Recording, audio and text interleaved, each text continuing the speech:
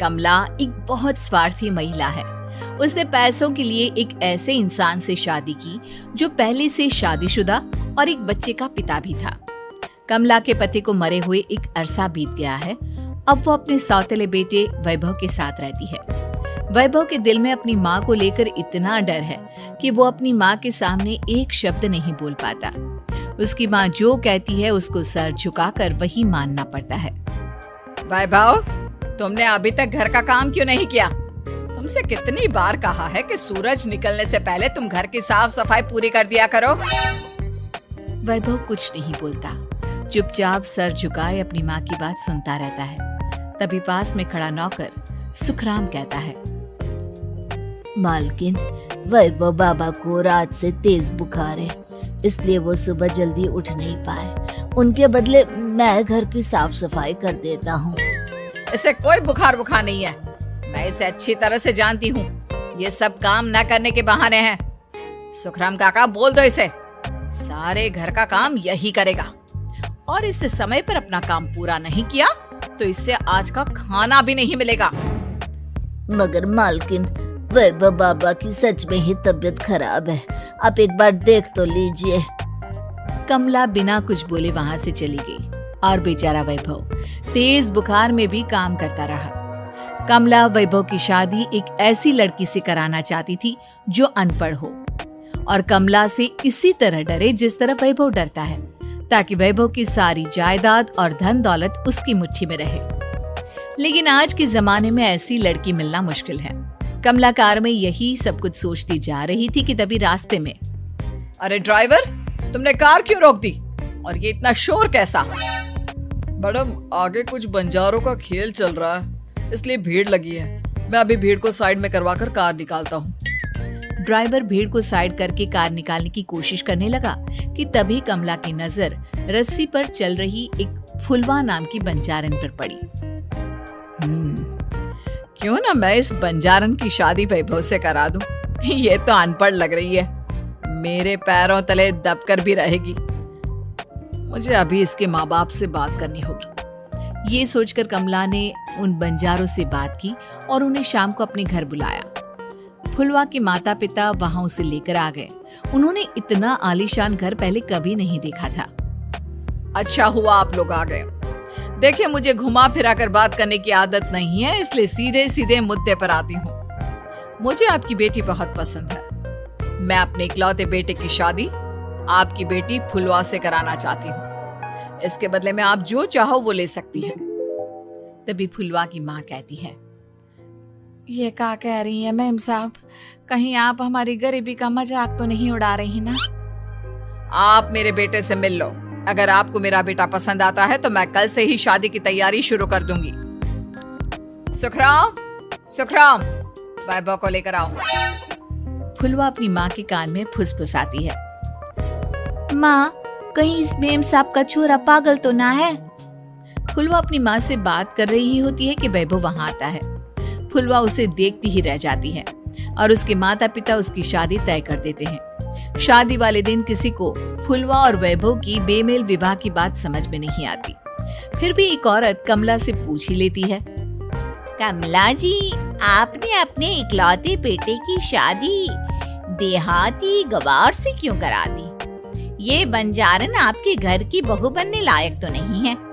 कम से कम अपने स्टेटस का ही ख्याल कर लिया होता। बहू तो अपने टक्कर की लाती, आपने तो बंजारन को ही बहू बना लिया। अब कमला को समझ में नहीं आ रहा था कि इस बात का क्या जवाब दे। वो कुछ देर चुप रही और सोच समझ कर कहती है, बहन जी, आपको तो पता है आजकल के बच्चे किसी की बात कहाँ सुनते हैं। मैं तो अपनी बहू एक पढ़ी लिखी और अपनी सोसाइटी की ही ढूंढ रही थी। लेकिन मेरे बेटे ने मेरे सामने इस बंजारन को लाकर खड़ा कर दिया। बोला कि मैं शादी करूंगा तो इसी से। अब भला मैं क्या करती, मुझे अपने बेटे के सामने झुकना ही पड़ा। कमला की ये बातें सुखराम भी सुन रहा था। उसने ये सारी बातें वैभव को जाकर बता दी। काका, मैं तो फुलवा को जानता भी नहीं, फिर माँ मेरे बारे में झूठ क्यों कह रही है? अरे बेटा, तुम कितने भोले हो, तुम्हें कुछ भी नहीं पता। तुम्हारे पिता अपनी सारी संपत्ति तुम्हारे नाम करके गए हैं। तुम्हारी माँ नहीं चाहती कि ये संपत्ति तुम्हें मिले, इसलिए उन्होंने तुम्हारी अनपढ़ लड़की से शादी करवाई ताकि तुम्हारी तरह वो भी अपने हक के लिए आवाज ना उठा सके। सुखराम काका, मैं क्या करूं, आप ही बताओ। माँ के सामने आते ही मेरे हाथ पैर कांपने लगते हैं। मैं माँ को कुछ भी नहीं कह पाता। वे दोनों बात कर ही रहे थे कि अचानक कमला वहां आ गई। कमला को देखकर दोनों घबरा गए। तुम दोनों फिर कभी बातें कर लेना, अभी फेरों का समय हो गया है, चलो जल्दी आओ। इस तरह फुलवा और वैभव की शादी हो गई। अगले दिन कमला ने फुलवा को बुलाया और उसे नसीहत देने लगी। देख बंजारन, तुझे मैंने अपनी बहू बना तो लिया है, लेकिन तुझे इस घर में आँख कान मुंह बंद करके रहना होगा। घर का काम कर और अपने पति से मतलब रख, समझी?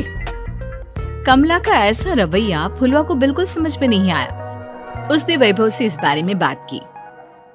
सुनिए ना, माँ जी ने जिस तरह मुझसे बात की मुझे अच्छा नहीं लगा। शादी से पहले तो वो मुझसे बहुत अच्छे से बात कर रही थी, लेकिन शादी के बाद उन्हें क्या हो गया? तुम ज्यादा मत सोचो, जैसा माँ कहती है वैसा ही करो। ये कहकर वैभव वहां से चला गया। अगले दिन वैभव को घर के नौकरों की तरह काम करता देख फुलवा को बहुत हैरानी हुई। फुलवा ने इस बारे में सुखराम काका से बात की तो सुखराम काका ने फुलवा को सारी बात बता दी। अब फुलवा को समझ में आ गया कि उसकी सास ने एक बंजारन को बहू क्यों बनाया। एक दिन वैभव घर का काम कर रहा था, तभी उससे कांच की प्लेट टूट गई। किसने गिराई ये कांच की प्लेट?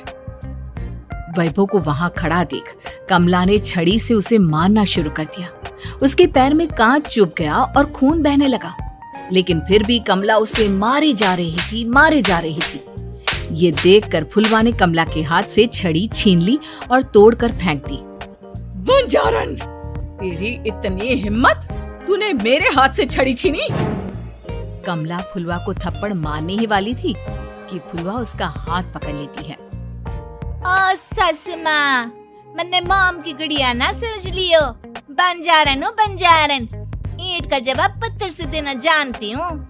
आज के बाद मेरे या वैभव जी के ऊपर हाथ उठाने की सोचियो भी ना, समझी सस माँ?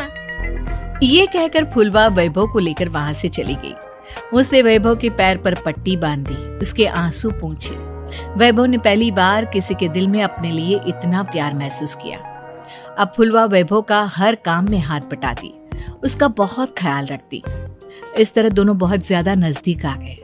वहीं दूसरी ओर कमला सारी जायदाद अपने नाम करने की साजिश करने लगी। और एक दिन, वैभव, जल्दी बाहर आओ। कमला की आवाज सुनकर वैभव और फुलवा अपने कमरे से बाहर आ गए। जी माँ, आपने बुलाया? ये ले, इन कागजों पर साइन कर दे। वैभव कागजों पर साइन करने ही वाला था कि फुलवा वैभव के हाथ से पेन छीनकर कहती है, ना वैभव जी, आप इस पर हस्ताक्षर नहीं करेंगे। आओ बंजारन, मैं तुझसे बात नहीं कर रही। ये बात मेरे और मेरे बेटे के बीच की है। चुपचाप पेन दे दे, नहीं तो तेरी खाल उधेड़ लूंगी। सस माँ, बंजारन की खाल इतनी भी ढीली ना होवे कि कोई भी उधेड़ लेवे। जो यकीन ना आता हो तो देख ले उतार के। और हाँ, बंजारन जरूर हूँ पर अनपढ़ ना हूँ। मैंने भी पता है कि किसी भी कागज पर साइन करने से पहले उसे अच्छी तरह पढ़ लेवे। पेन देती है या नहीं? ये कहकर कमला फुलवा को मारने आई तो फुलवा ने कमला को धक्का दे दिया और वो नीचे गिर गई। कमला डरकर वहां से भाग गई। अब फुलवा ने वो कागज उठाए और वैभव के साथ सीधा वकील के पास चली गई। वकील ने वो कागज देखी और फुलवा को बताया, वैभव के पिता की सारी जायदाद और संपत्ति वैभव के नाम है, लेकिन वैभव की सौतेली माँ इस संपत्ति को अपने नाम कराना चाहती है, इसलिए इन कागजों पर वो साइन करा रही थी। तो अब हमें क्या करना चाहिए वकील साहब? वकील ने फुलवा और वैभव को सब कुछ अच्छी तरह से समझा दिया। अब दोनों घर पर पुलिस को लेकर पहुंचे। कमला पुलिस को देखकर घबरा गई। पुलिस ने कहा, आपके नाम की कंप्लेंट हुई है, आपको हमारे साथ थाने चलना होगा। कंप्लेंट? कैसे कंप्लेंट? आप अपने सौतेले बेटे पर बहुत अत्याचार करती हो। धोखे से सारी जायदाद अपने नाम करा रही थी। अब नहीं इंस्पेक्टर साहब, जरूर ये मेरी बहू की कोई साजिश है, इसने गलत कंप्लेंट की है। मैडम, शिकायत आपकी बहू ने नहीं बल्कि आपके बेटे वैभव ने की है। कमला वैभव का नाम सुनकर दंग रह गई। जिस बेटे ने कभी उसके सामने सर नहीं उठाया था, आज वही बेटा उसके सामने पुलिस को लिए आया है। वैभव, तुम्हारी इतनी हिम्मत कि तुम पुलिस को ले आए? हाँ माँ, मैं लाया हूँ पुलिस को, और मेरे अंदर इतनी हिम्मत कभी ना आती अगर फुलवा मेरा साथ ना देती। आपने बंजारन बहू को लाकर अपने ही पैर पर कुल्हाड़ी मारी है माँ। मैडम, आपकी बातें खत्म हो गई हो तो चलो हमारे साथ। वैभव, मुझे माफ कर दो, मुझे थाने मत भेजो। आज के बाद मैं तुम्हें कभी नहीं मारूंगी, तुम्हें कभी परेशान नहीं करूंगी, मुझे माफ कर दो। वैभव अपनी कंप्लेंट वापस ले लेता है और पुलिस वहां से चली जाती है। वैभव अपनी सौतेली माँ से कहता है, मैंने पुलिस को वापस तो भेज दिया है, लेकिन मैं आपको माफ नहीं कर सकता। आपने बचपन से आज तक कभी मेरे सर पर हाथ नहीं रखा, हमेशा मुझे मारती रही, नौकरों की तरह बर्ताव करती रही। आप इस घर में नहीं रह सकती, चली जाइए यहाँ से। कमला घर छोड़कर चली गई और सड़क किनारे खड़ी होकर सोचने लगी, काश मैंने वैभव को माँ की तरह प्यार किया होता तो आज मैं इस तरह से बेसहारा ना हो जाती।